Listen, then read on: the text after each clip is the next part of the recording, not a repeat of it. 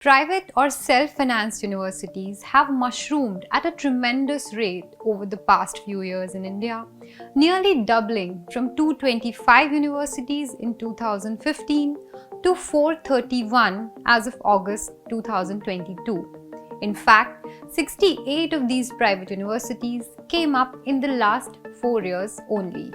Even as the numbers have grown, the quality of these universities has not really been up to the mark. My colleagues and I visited some of these private universities that have been around for over a decade, advertise themselves as number one, and charge high fee from students. We found out that despite the high fee, what these universities offer leaves the students dissatisfied.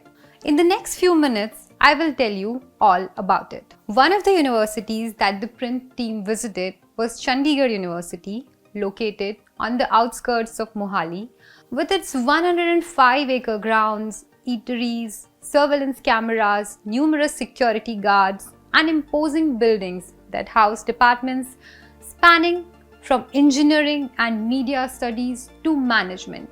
It claims to be the best private university in Punjab. Established in 2012, it is one of the few private universities that made it to the top 200 in this year's QS University rankings.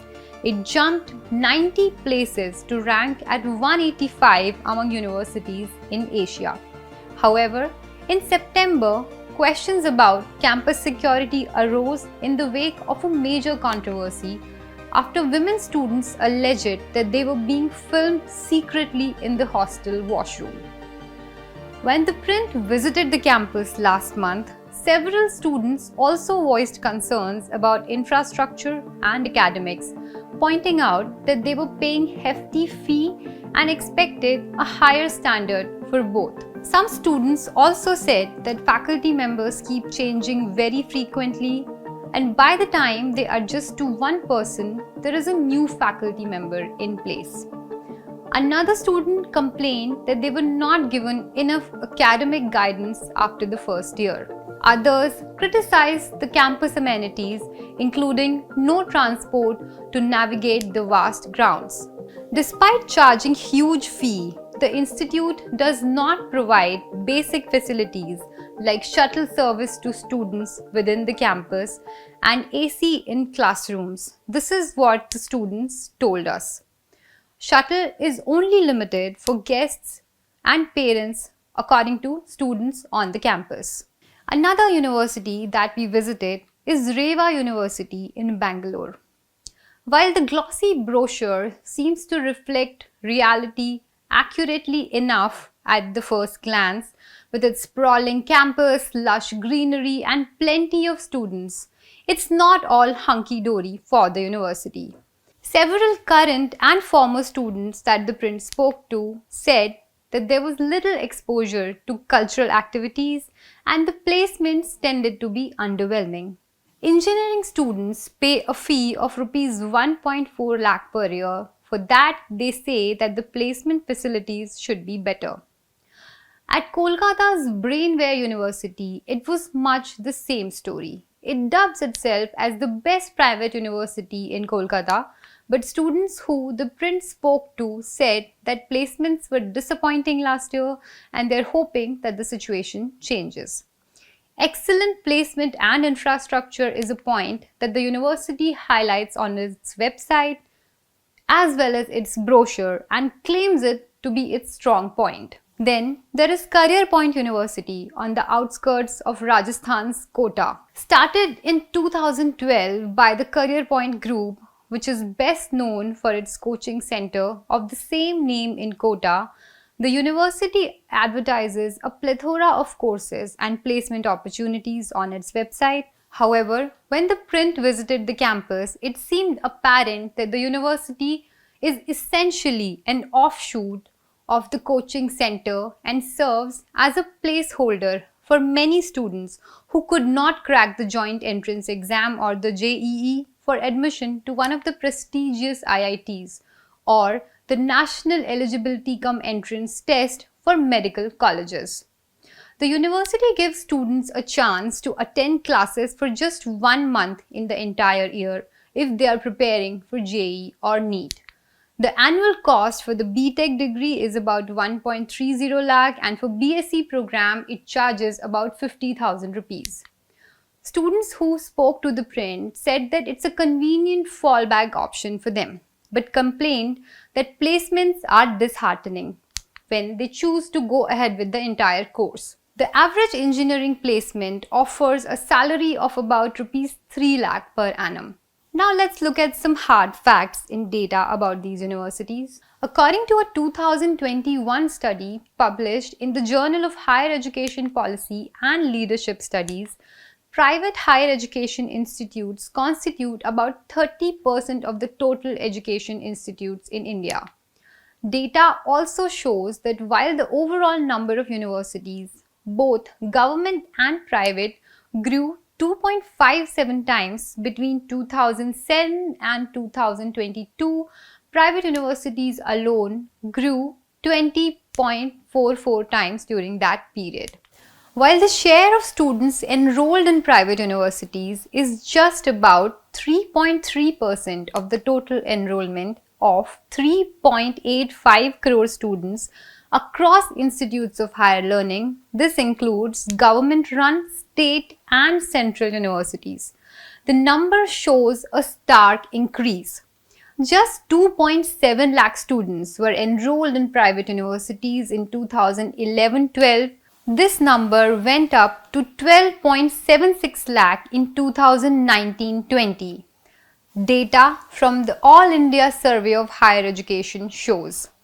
That's a whopping 372% rise. In contrast, enrollment in state public universities grew only 5.35% from 24.47 lakh in 2011-12 to 25.78 lakh in 2019-20. For central universities like Delhi University, Jamia, JNU, where seats have always been a scarce resource, the numbers registered a 29% rise in the same period, from 5.5 lakh students to 7.20 lakh students. Experts believe that students are choosing to go to private universities for numerous reasons, including more competition in public institutions and less rigorous demands in terms of academic cutoffs. In many cases, if you can pay the fee, you are in. They say that students go to private universities because the good public universities are not able to offer as many seats as the demand. Then, the second-rung institutions that are public funded are so underinvested that the infrastructure is bad. Living conditions and classroom conditions are so bad that they are unable to attract students. Let us now look at the ranking of these universities. Only 23 out of more than 400 private universities in India have featured in the national government's National Institutional Ranking Framework, or the NIRF, since its inception in 2016. The ranking uses parameters such as teaching, learning, resources, student strength, peer perception, graduate outcome, and research output to rank these universities. According to last year's NIRF list, 70 out of the 11,475 government institutions, this is 0.61%, were ranked in the top 100. However, only 26 of the over 32,000 self-financed or private institutions, which includes colleges, standalone institutions and universities, made it to the list. This is just 0.08% of the total share. Data also shows that the largest share of NIRF top 100 rankers were the IITs, or the Indian Institutes of Technology, which constituted 23% of the top 100. Also providing an important data about the private universities is the National Assessment and Accreditation Council, a government body that evaluates higher education institutions on their quality of education, research and faculty, and grades them from A++ to C. Only 25 private universities have valid NAC accreditation. While it's not mandatory for all institutions to get NAC accreditation, those that do get a stamp from it are considered quality institutes.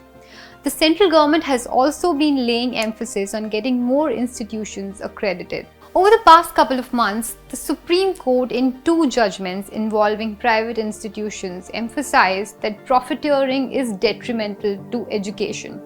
Echoing this, Pankaj Mittal, Secretary General of the Association of Indian Universities, said that private universities tend to focus on the path of profitability and ignore the quality of education.